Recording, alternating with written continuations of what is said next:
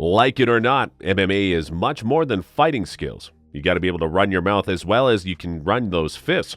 And fighters like McGregor and Chael Sonnen have made a killing out of trash talking.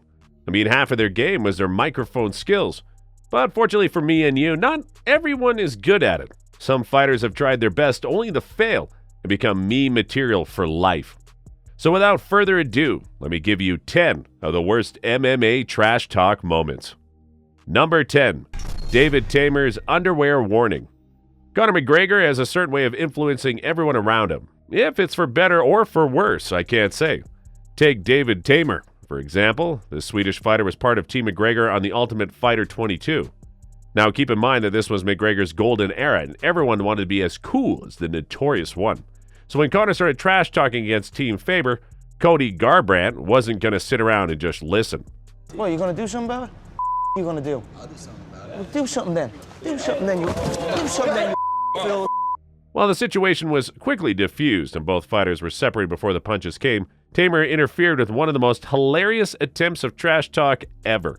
Do a sweet full goal. Take care of your underwears. I'm gonna you, man.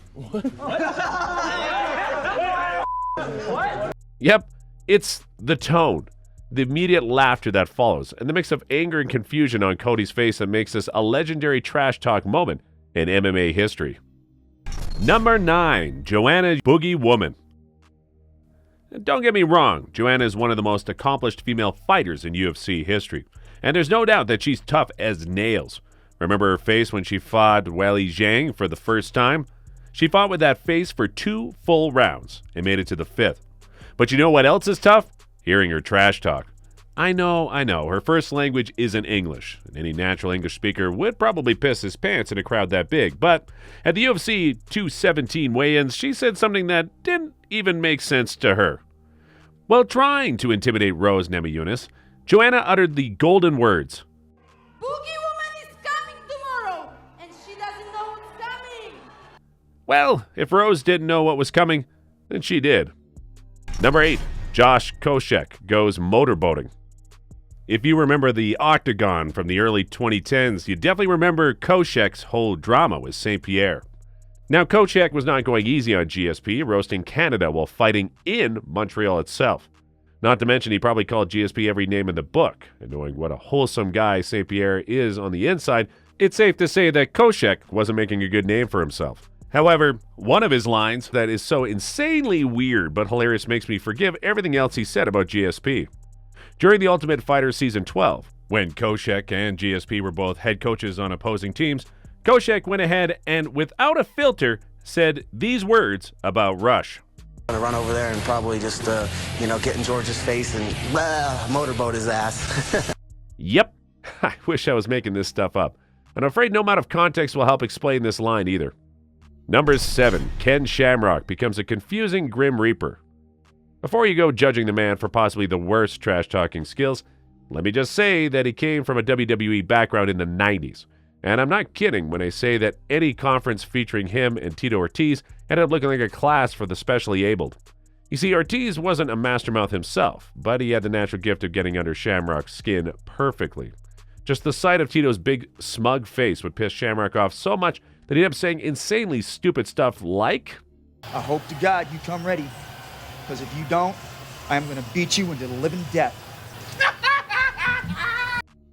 What made it even worse was Tito's extremely annoying laugh that follows, pissing Ken off even more and forcing him to do the most WWE thing by threatening him with a chair, prompting, still with some hair, Dana White to quickly intervene.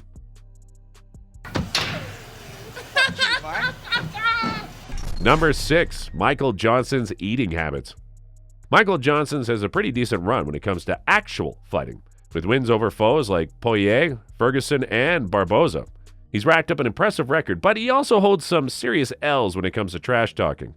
And I mean, it shouldn't have even been that hard, seeing how he was up against Justin Gaethje, who isn't exactly a pro at this stuff.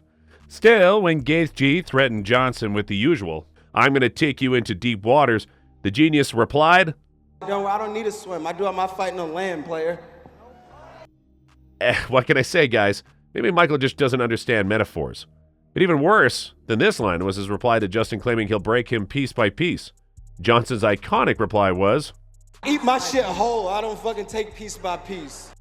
Followed by a very unnecessary explanation. That's all I gotta I say. don't chew on nothing the whole time. I'm gonna fucking eat you up for dinner, boy. Yep. Save nothing Yep. for leftovers.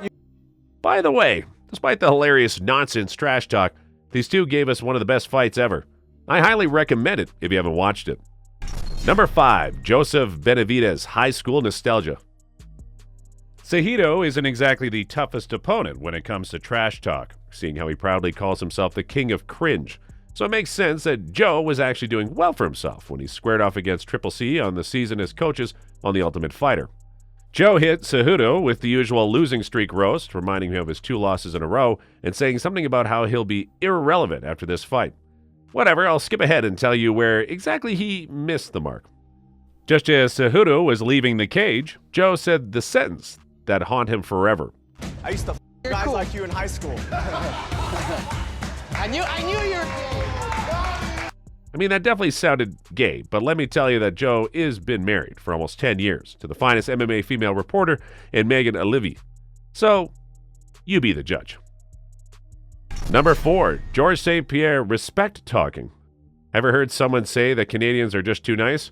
I always thought it'd be a bit different in a brutal sport like MMA, but St. Pierre is the best example of wholesome Canadians out there. This man is physically incapable of engaging in real trash talk. I mean, the closest thing we got was when Michael Bisping came late to a conference and absolutely destroyed GSP in 30 seconds. I'm gonna do the biggest fight as possible, and I want to make What gives history. a f***? Everything is on my side. Oh, is it really? Height, reach, good looks. George, listen, while you were away, because you were so scared of everybody taking steroids, I was man enough to still be fighting those guys. You went away, you went and f***ing chased aliens. And this was GSP's comeback. I think you should shut up. You're embarrassing yourself right now. Are you still drunk right now? Are you still drunk or what? I'm gonna go have a Your beer. voice is kind of you. What is happening with you? My God, are you healthy? Are you okay? Is up here? Is it you get hit too much or what? Hey, George. Good thing for GSP is that when he lacks on trash talk, he compensates with skill and IQ inside the octagon. Number 3, Wanderlei Silva expresses his true feelings. If you're a true UFC fan, you'd be surprised to see this name on the list because we all know that Silva had some big trash-talking moments in his career. His feud with Chael Sonnen is the best example. But this is perhaps the only time that Silva slipped and missed the mark. in a desperate attempt to hype up the audience by calling out Chuck Liddell. Silva mispronounced one word that would make him meme material forever. Because I want to fight with Chuck. In Wanderlei defense, this might have been a language barrier issue, or maybe the man just let his true feelings slip. You tell me. Number 2, Jeremy Stevens gets a reality check. And here we have the most brutal line any aspiring fighter could hear. But in all fairness, what was Stevens even thinking going up against the king of trash talk? Let's back up a little so we can jog your memory. It was UFC 205's pre-fight conference, and Conor was asked who out of all the people on the stage would give him the toughest fight before the Irishman could even think about it. Lil Heathen bursts through the mic. Right here, the hardest hitting 145 pound, the real hardest hitting 145er right here. You remember what Conor's reply was? Just one small sentence that put Stevens on the map more than any of his real fights did. Who the f*** is that guy? Who the f*** is that? Then Stevens came with one of the lamest comebacks ever. Can I take that guy's belt? Leprechaun. Oh, good one. Yep, this is a face you do when you know you messed up. Number 1, Jeff Monson offers a sex show. Jeff Monson is without a doubt one of the scariest looking human beings out there. I wish I could say the same about his trash talking skills though, because no matter how hard he tries, Monson ends up spewing the silliest lines ever. Take his 30-second promo for his fight with Mark Kerr, for instance. The first line is enough to make you think you're clicking the wrong link. Jeff Monson here. You like watching people get for free? Watch me up Mark Kerr for free on DomKingTV.com. Apparently Jeff was trying to say that he'll mess up Mark Kerr, but the way he started the promo makes him more meme material than a scary jacked up guy who'll break your neck. Which of these moments made you cringe or laugh the most? Go ahead and tell us your valuable opinion in the comments section down below. Also, don't forget to like, subscribe, and turn the notifications on so you won't miss any of our videos. That's it for today. Until then, remember to protect yourself at all times.